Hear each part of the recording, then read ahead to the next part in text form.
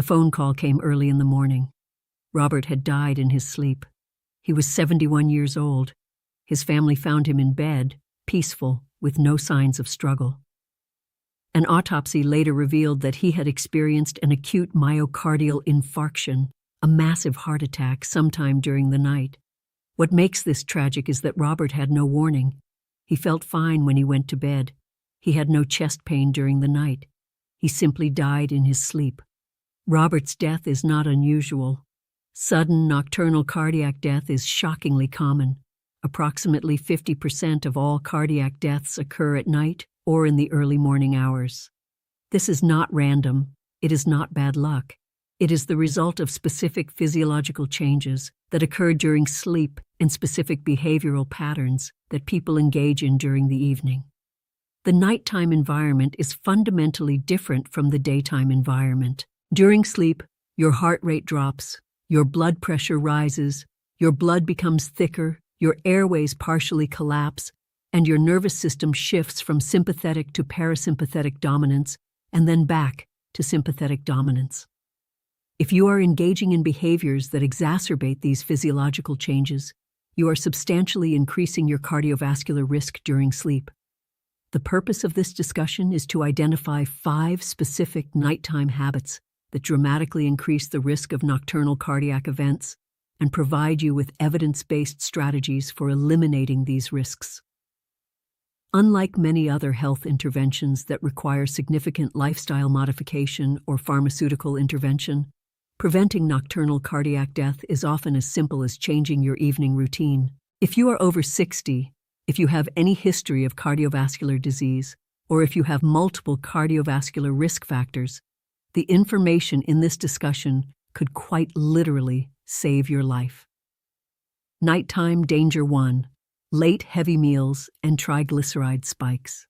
One of the most common nighttime habits among people over 60 is eating a heavy meal close to bedtime. You finish work or evening activities. You are tired. You decide to have a substantial meal, perhaps including meat and fatty foods. Then you go to bed shortly afterward. This seems harmless, but the metabolic consequences are substantial. When you eat a large meal, your digestive system goes to work. Your stomach produces acid and churns the food. Your pancreas secretes insulin to manage the glucose released from carbohydrates. Your liver begins processing the nutrients. This entire process requires significant blood flow diversion from other organs to the gastrointestinal tract. But here is the specific cardiac danger. A large meal rich in fat triggers a dramatic spike in triglycerides. Triglycerides are fat particles in your blood. After eating a fatty meal, triglyceride levels can spike to 2 to 3 times their fasting level. When triglyceride levels spike, several things happen. First, blood viscosity increases. Your blood becomes thicker, more viscous. Thicker blood is harder to pump and puts more stress on your heart. Second, platelet aggregation increases. This is the tendency for blood platelets to clump together and form clots. In the coronary arteries, which are often partially occluded by atherosclerotic plaque in people over 60, increased platelet aggregation can cause the plaque to rupture and clot, completely occluding the artery and causing a heart attack. Third, endothelial dysfunction increases. Your arteries lose their ability to dilate in response to increased demand for blood flow. This further compromises coronary blood supply. Additionally, when you go to bed shortly after eating a heavy meal, your body is still engaged in active digestion. Your cortisol levels are elevated. Your sympathetic nervous system remains activated. You have not achieved the parasympathetic dominance that normally occurs during sleep. Your heart rate remains elevated. Your blood pressure remains elevated. Your circadian blood pressure dip, the normal reduction in blood pressure that occurs during sleep, is blunted. For someone with coronary artery disease, this represents a particularly dangerous scenario. The combination of thick blood, elevated blood pressure, increased platelet aggregation, and persistent sympathetic nervous system activation creates a perfect storm for plaque rupture and acute coronary thrombosis. The tragic irony is that this danger is preventable simply by avoiding heavy meals in the evening. Nighttime danger. 2. Blood pressure medication, timing, and nocturnal hypertension. Most people take their blood pressure medications at the same time each day. For morning medications, this is typically right after waking. For some people, this might be once daily. For others, this might be twice daily with one dose in the morning and one in the evening. The standard medical guidance is to take medications consistently at the same time each day to maintain stable drug levels. This is sensible guidance from a pharmacological standpoint, but from a cardiology standpoint, it may be creating a serious problem. Your blood pressure naturally follows a circadian rhythm. During waking hours, your blood pressure is higher, typically rising in the early morning and remaining elevated during active periods. During sleep, your blood pressure drops. This normal dip in nighttime blood pressure is called the circadian dip. Healthy individuals experience a circadian dip of 10 to 20%. But here is the critical issue. Many people over 60 do not experience a normal circadian dip. Instead, they experience what is called nocturnal hypertension, an elevation of blood pressure during sleep. This is particularly common in people with underlying cardiovascular disease, chronic kidney disease, or sleep apnea. If you are taking blood pressure medications with conventional daytime dosing and you have nocturnal hypertension, you are in a particularly dangerous situation. Your blood pressure is elevated during the time when your cardiovascular system is most vulnerable to rupture. The 2016 HYGEA trial, a large European study of blood pressure patterns and cardiovascular outcomes, made a startling discovery. They found that people who take at least one blood pressure medication at night experience significantly better cardiovascular outcomes than those who took all medications in the morning. This suggests that strategically timing blood pressure medications to blunt nocturnal hypertension can reduce cardiovascular risk. However, most people who are prescribed multiple blood pressure medications take all of them in the morning, leaving their blood pressure elevated throughout the night. If you are over 60 and taking blood pressure medications, you should ask your physician whether taking at least one dose in the evening, specifically formulated as an extended-release medication, might reduce your nocturnal blood pressure and your risk of nocturnal cardiac events. This is not a universal recommendation. For some people with certain patterns of blood pressure variation, evening dosing is not appropriate. But for others, particularly those with nocturnal hypertension, it could be life-saving. Nighttime danger. 3. Untreated sleep. Apnea. Sleep apnea is a condition in which breathing repeatedly stops and starts during sleep. The most common type is obstructive sleep apnea, where the muscles in the back of the throat relax excessively and collapse, temporarily blocking the airway. Each episode of apnea lasts from a few seconds to a minute.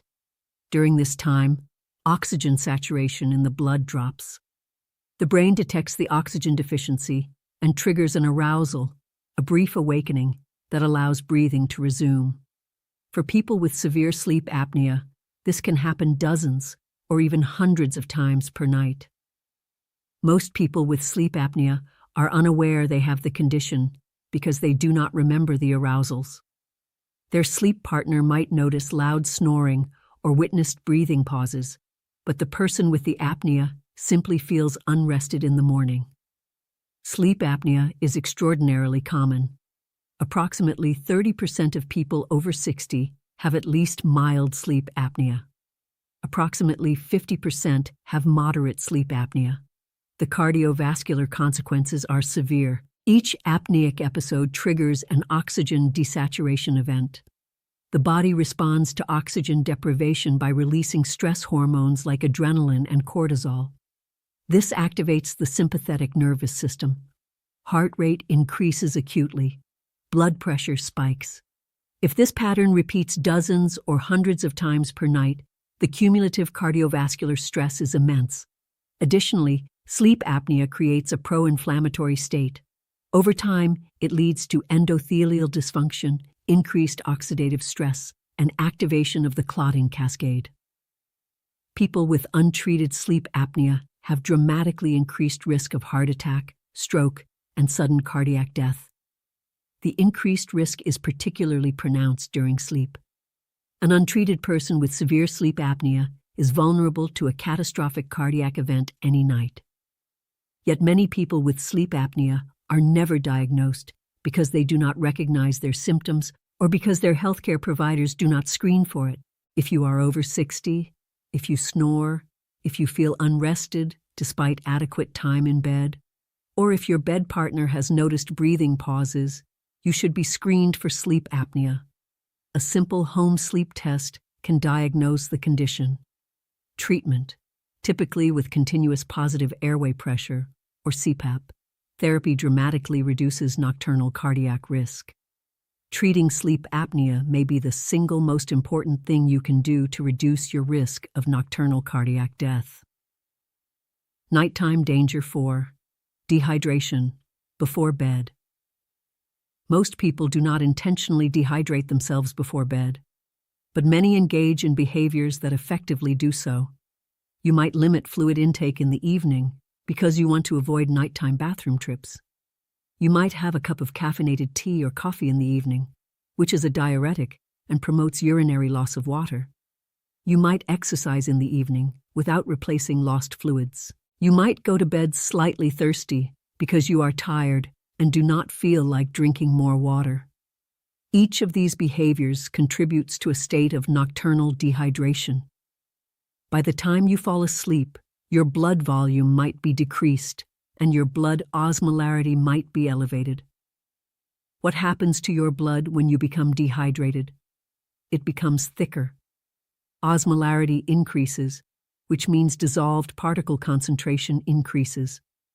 Red blood cells lose water and become more rigid. Platelets become more easily activated. Blood viscosity increases substantially. Thicker blood is harder to pump. Your heart must generate more pressure to move blood through your vessels. Your heart rate increases to compensate. For someone with coronary artery disease, where the coronary arteries are partially obstructed, thick blood represents a particular hazard. The combination of decreased blood flow to the heart and increased cardiac workload is dangerous. Additionally, nocturnal dehydration interferes with the normal parasympathetic activation that occurs during sleep. Your autonomic nervous system cannot fully shift toward parasympathetic dominance when you are dehydrated. Your heart rate remains elevated. Catecholamine release remains elevated. Your blood pressure remains elevated. All of this increases the likelihood of a plaque rupture in a coronary artery. The solution is simple.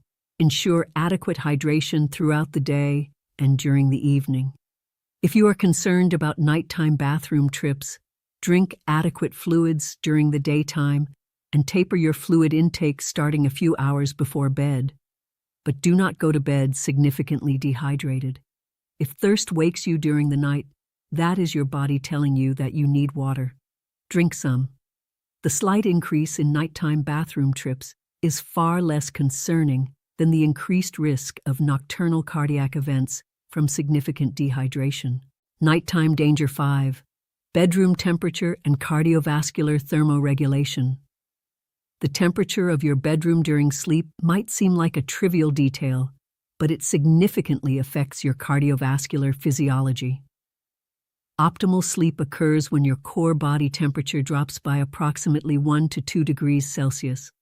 As darkness falls and you prepare for sleep, your brain normally triggers a reduction in core temperature through increased heat loss from your extremities. Your blood vessels in your skin dilate, radiating heat away from your core. Your metabolic rate decreases slightly. This thermoregulatory process is essential for the transition to sleep and for maintaining sleep quality. If your bedroom is too warm, this thermoregulatory process is impaired. Your core temperature does not drop sufficiently. Your body remains in a state of mild hyperthermia. This triggers activation of the sympathetic nervous system. Your heart rate remains elevated. Catecholamine levels remain elevated. Your blood pressure does not experience the normal nocturnal dip. Conversely, if your bedroom is too cold, your body triggers shivering and increased metabolic heat production to maintain core temperature. This also activates the sympathetic nervous system. The optimal bedroom temperature for sleep, based on thermoregulatory physiology, is approximately 18 to 22 degrees Celsius, or 64 to 72 degrees Fahrenheit. If your bedroom is significantly warmer or colder than this range, you are impairing your body's ability to properly thermoregulate, and you are maintaining sympathetic nervous system activation throughout sleep. For someone over 60 with cardiovascular disease, maintaining sympathetic activation throughout sleep increases the risk of nocturnal cardiac events. Setting your bedroom temperature to the optimal range is a simple intervention that reduces this risk. Creating a heart-safe evening routine. Understanding the 5 nighttime dangers is one thing.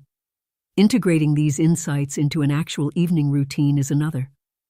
The following is a heart-safe evening routine designed to minimize the 5 identified dangers and maximize your parasympathetic nervous system activation during sleep.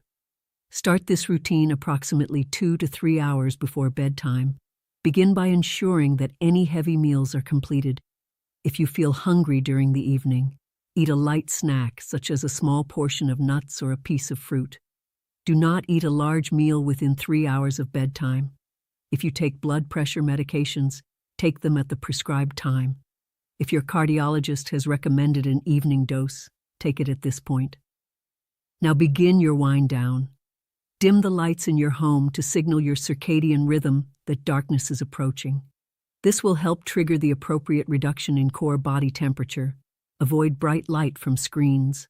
The blue light from phones and computers suppresses melatonin and maintains alertness. If you must use screens, use blue light filtering glasses. Approximately 1 to 2 hours before bed, begin a relaxation practice. This might be gentle stretching, meditation, journaling, or other activities that activate your parasympathetic nervous system. During this time, begin sipping water. Drink approximately 8 to 16 ounces of water total during the wind down period, but do so over the course of an hour or more. This ensures you are well hydrated without the need to urinate immediately before bed. Avoid caffeine after mid-afternoon. Caffeine has a half-life of approximately 5 hours, meaning that even caffeine consumed in the afternoon is still affecting your physiology in the evening. Avoid alcohol in the evening. While alcohol can make you feel drowsy and help you fall asleep, it impairs sleep quality, disrupts your normal circadian rhythm, and increases heart arrhythmia risk during sleep. Your bedroom should be completely dark. If necessary, use blackout curtains or an eye mask. Darkness is essential for melatonin production. Your bedroom should be set to the optimal temperature range of 18 to 22 degrees Celsius. If you cannot control your bedroom temperature directly, use bedding that you can adjust, or use a fan to create airflow. Finally, when you go to bed, allow yourself to transition gradually to sleep. Do not try to force sleep. Deep breathing for a few minutes as you lie in bed can help activate your parasympathetic nervous system and facilitate the transition to sleep. Sleep apnea, screening and treatment. Given that approximately 30 to 50% of people over 60 have at least mild sleep apnea, and given the dramatic increase in nocturnal cardiac risk associated with untreated sleep apnea, screening should be considered mandatory for anyone over 60 with multiple cardiovascular risk factors or with any symptoms suggestive of sleep apnea.